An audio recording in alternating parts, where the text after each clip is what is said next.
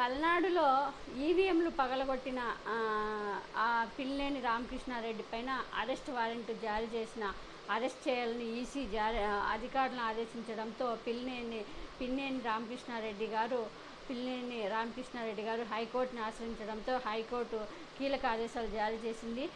పిన్నెల్లి రామకృష్ణారెడ్డి సహా ఇతర అభ్యర్థులపై జూన్ 5 వరకు ఎలాంటి చర్యలు తీసుకోవద్దని హైకోర్టు తీర్పు ఇచ్చింది. ఏపీ హైకోర్టు కీలక ఆదేశాలు జారీ చేసింది.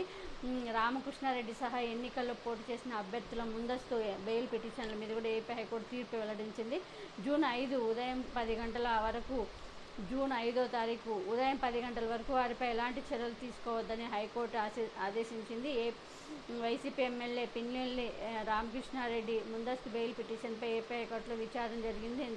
ఈరోజు ఎమ్మెల్యేకి 7 ఏళ్ల శిక్ష లోపు సెక్షన్లు నమోదు అయ్యాయని, ఇలాంటి పరిస్థితుల్లో నిందితుడు టచ్ చేయవద్దని సుప్రీంకోర్టు క్లియర్గా చెప్పిందని పిన్నెల్లి రామకృష్ణారెడ్డి తరపు న్యాయవాది వాదించారు. కానీ ఇవాళ రాత్రి లేదా రేపు ఉదయం లోపు పిన్నెల్లిని అరెస్ట్ చేసేందుకు 8 పోలీసు బృందాలు పనిచేయడం సరికాదన్నారు. సుప్రీంకోర్టు స్పష్టమైన తీర్పులు ఆదేశాలు ఉన్నప్పటికీ ఎన్నికల సంఘం అరెస్ట్ చేయాలని ఆదేశాలు ఎలా ఇస్తుందని లాయర్ ప్రశ్నించారు.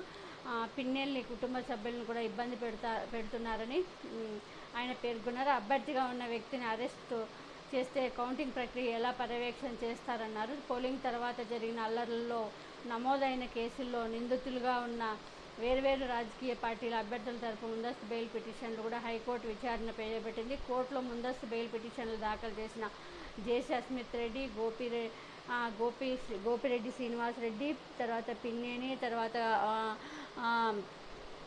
చాలామంది మీద కూడా ఈరోజు అందరికీ కూడా బెయిల్ ఇచ్చింది. జూన్ 4 కౌంటింగ్ ప్రక్రియ పూర్తయ్యే వరకు పోటీ చేస్తున్న అభ్యర్థులకు మధ్యంతర బెయిల్ పిటిషన్లు ఇవ్వాలని పిటిషన్ల వాదనలు వినిపించారు. వారు కౌంటింగ్ ప్రక్రియకు అందుబాటులో లేకపోతే ఇబ్బందులు తలెత్తే అవకాశాలు ఉంటాయని వారు వాదించారు. పోలింగ్ తర్వాతే అల్లర్లు జరిగాయని, కౌంటింగ్ సమయంలో కూడా వీళ్ళుంటే మళ్ళీ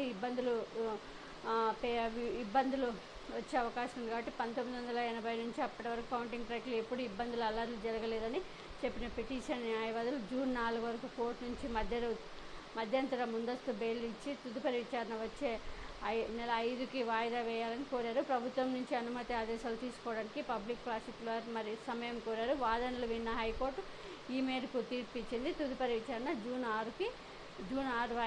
6కి వాయిదా వేసింది.